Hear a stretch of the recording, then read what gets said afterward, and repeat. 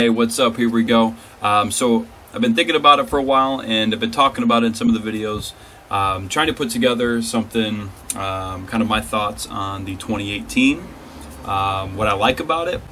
So in this video, I'm going to talk a little bit about what I like about the 2018, and then probably put something together a couple things I don't quite like about it. So without further ado, the biggest draw to the 2018 for me has a lot to do with the power output, the difference in power output. It's not only the power, but it's the reworked version 3 of the Coyote V8 engine. So a couple big pieces to it. It actually has a little bit larger displacement. It literally is an actual 5.0.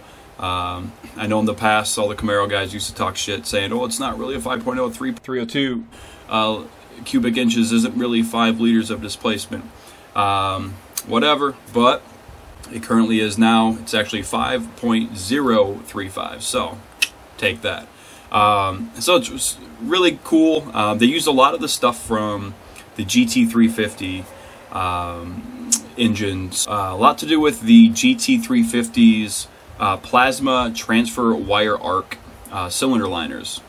What the fuck that means, I don't know, but it sounds cool, and it actually allows for a larger displacement in the 5-liter Mustang. So really cool. You know, they're actually modifying the engine a little bit. It's just not a reiteration or, you know, a little bit of fine-tuning. It's actually a change to the internals of the engine and the size of the cylinders. So really cool. I'm really happy that they're doing stuff like that.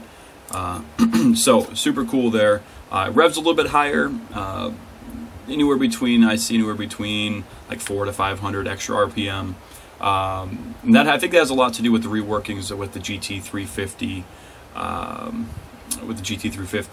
enhancements that they've taken from that and put into this. The 460 horsepower is huge. Sounds like a huge number. I mean, if you had Mustangs in the past, I myself had a New Edge and an SN95 from '95, the last 5.0 before the Coyote came out. And if you remember those engines, I think the 95 had something like 215 horsepower. The 2002 had something like maybe it was like 315 or something. I'll have to look at it. But anyway, the long and short of that is you're getting that power out of a turbo 4-cylinder now, way more than especially 95 was. So it's just crazy to think that 460 horsepower in a stock naturally aspirated Mustang engine is insane. But 460 horsepower, 0 to 60 times with that automatic is insane as well. As less than 4 seconds. Ridiculous. So probably the biggest, coolest thing I like. So that's my number one. Number two, it's going to have to go with, I really like the idea of the active exhaust. So Ford, just as of earlier today being August 1st, put out a video about how the active exhaust works. So what that's going to do, I'm going to show you the video here and take a look at kind of what the different modes are. And you see in this video the different modes. So let's go ahead with that. I'll show you what that looks like here. And they made it a little fun too, so yeah. Can agree with that. Yeah, some dude's always 6 o'clock in the morning beating on something outside the house. It's terrible. And this. There we go. Exhaust mode. So it's super cool. It's right in there. Make it quiet. Don't need to worry about the neighbors. And you can even set the timer on it, which I think is a revolutionary idea. That's super cool. Really like that idea. The kids and the girl don't like that either. So once you get away from the house, pop it in some more. Crank it up. So you've seen the different modes in that. There's quiet, normal, sport, and track. They didn't show us what track sounds like. I'm wondering if it's any different. And I'm also wondering, and this is just kind of the modder in me here, what happens? What does it sound like when you take the resonator off? Can you get a much better sound when you get up higher and still quiet it down? Or is that going to be part of it that's actually going to be quieting the exhaust down? So just kind of thinking about that, wondering how that's going to work out. But I find that really cool. Super kind of forward-thinking technology that I've always thought of. Like, oh, fuck, I have to turn my car on. It's going to be loud. It's going to wake up the neighbors, all that. With this, you don't need to worry about that. So super cool. Next thing I really like about the 2018 that's driving me to really think hard about picking one up are the digital gauges. The digital gauges are super cool. I like the fact that there's so much customization, and as a car enthusiast, that's why I like cars so much. You can kind of put your own flavor, your own taste on them. Really think that's cool. I do have a video here for that as well. So we have the gauges right here. Alright, so here's the gauges. Going to go kind of fly by real quick with the interior look. Looks super cool. I love it with the performance pack gauges there. Then here's the really cool part. The gauges and kind of how they work. So different modes, right? It's going to show differently based on which mode you're in. Really like that. Super cool. Obviously that's the track mode there. And then this right here, where you can really fine-tune all the colors with the gauges. So that's really cool. I think that's so neat. Really, again, another forward-thinking, future kind of forward-thinking idea.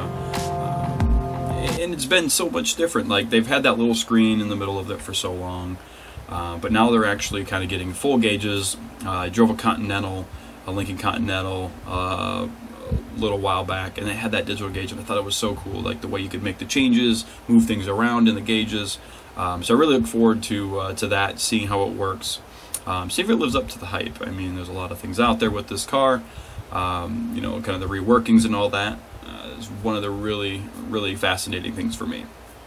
So that's what I thought was really cool with that piece of it there.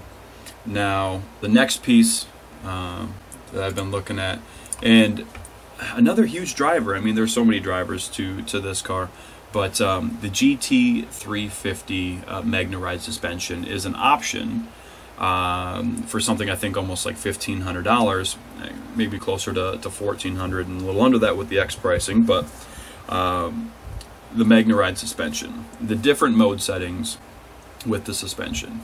So I always hear when my girl's in the car while driving, or the kids, it's so bumpy. Like, you do certain things to the car, after a while, it's going to affect and harshen up the ride. So what I like about this, well, you're still going to do that, right? You have the ability to put this in comfort mode, or in track mode, or in sport mode. So it's going to either really stiffen up and firm up the suspension, or throw it in comfort mode, throw the steering wheel in comfort mode, and just cruise. You don't have to really dedicate yourself to one feel of the car. Again, another sort of personalization that you can change at any time. Very cool. And again, with the automatic, it really stiffens up the suspension with the the drag mode, allowing you to hit that 0 to 60 in under 4 seconds, which is phenomenal, ridiculous. That you can do that in a $45,000 car. Let's be honest, right? To get all that stuff, you're looking at base 45 grand. But super cool. It's a Mustang doing 0 to 60 in under 4 seconds. Crazy. Another piece that move on to the next thing here that I think is really cool, that I really like about the 18. Are the colors. I really like the Orange Fury, and I really like Crimson, the Royal Crimson. I think the douchebag in me likes the Orange Fury. It's a cool color. It's loud. It's bright. A lot like Grabber Blue. It really gets people's attention. It's gonna be, I can see it. It's gonna be a love it or hate it color. I really like it, but I'm leaning a little bit more toward, if I get one, a Royal Crimson, just because I've always had black cars. But It looks like it has a little bit of a sheen to it, and in light you're going to see a lot of metallic, kind of different hues within the orange from the pictures I've seen. And then when it gets darker, it's going to kind of darken up a little bit and get a little bit more variance in the color with that as well. The Royal Crimson, this thing just looks so badass. It kind of reminds me, like when I look at it, it looks a lot like a Joker. It's almost like dark purple, right? So it kind of reminds me of the Joker, and I don't know why, but I have kind of a love for villains, especially the Joker. So I think it kind of why it's pulling me out and really making me think like that. But this color has so many different variations. Looking at it here with these pictures, it looks super dark going down kind of the darker sides where the sun's not hitting on the car. And then in the light, it has a nice kind of brightness to the dark red, if that makes sense. And it looks like, from how you can see, it looks like there's a little bit of metallic in there. So it just, again, a different variation of color based on the light that you're in. If you're in dark light, it's going to be darker. It's going to be a dark purple. And if you're in the sun, from all the pictures that I can find, it's going to have kind of like maybe like a Spartan kind of red hue to it. And that's kind of what this reminds me of as well. This color with like some matte gold wheels on it, maybe throwing a little black in the center part of the wheel, I think will look phenomenal. It will look so cool. Kind of harkening back to, like I just mentioned, right? The Spartan armor with the gold shield, right? Gold wheels, and the red crimson cape. Really makes me think of that. So these two colors are a great choice. I don't think you can go wrong with either one of them. It's more of, do you want to be loud, big, out there, or do you want to be a little bit more subdued but still have that kind of very unique paint color to it? So another thing I really like about the car and the choices that they made with the paint there. Next piece that I really like here, the automatic transmission. So I say this, the automatic transmission and how far it's come from even the last one that I've seen. Obviously the drag strip mode is really a great kind of visualization or representation of what it's come from the previous automatic to this one. That being said, I probably wouldn't buy the automatic just because I'm a Mustang purist, right? You always get a Mustang for the fun factor. Flappy paddles kind of take that away a little bit in my experience. Maybe it's kind of a comfort idea for me. I'm just not comfortable using them. I feel like I'm jerking the transmission around too much, shifting up, shifting down. A manual is just going to be there. You know where it is, how it is, what it's going to do for you. So, but anyway, I digress.